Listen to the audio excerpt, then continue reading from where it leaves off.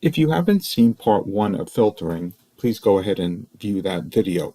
Typically, when you are filtering, typically what happens is applying different filters makes the number get smaller.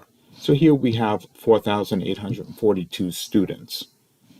Now, if I apply a filter such as I want to see students who are in Banana Elementary School, now the list goes down to 434 students.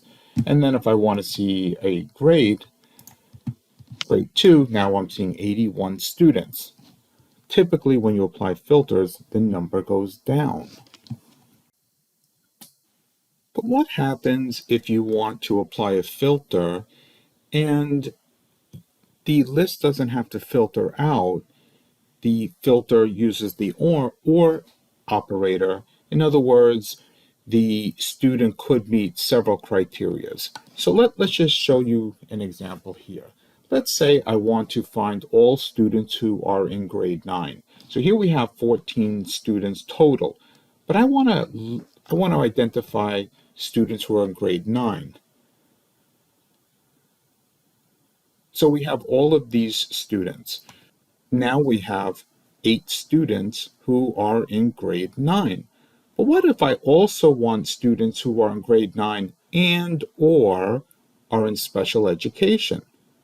So now the number of students is growing. We're not filtering out.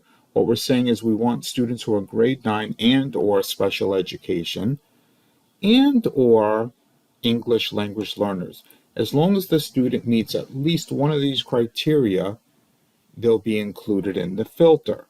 This is using or the and or operators. So to use the or operator, just like we were demonstrating, you go to the student lookup, go to create custom list, and here when you apply filters, students have to only meet one of the criteria. They don't have to meet all the criteria, which is typically the case with normal filters. So let's say we want to find students who scored level 1 on the ELA exam, and we also want to find students who scored low on the map growth. Now notice, as soon as I apply one filter, I've immediately gone down to 292 students. But as I add more filters, more students will be included because we're not eliminating students, but rather we're widening the net. So here we have 292 students that are level 1, but I also want students who are level 1 or low in map growth ELA. Now the number grows to 822.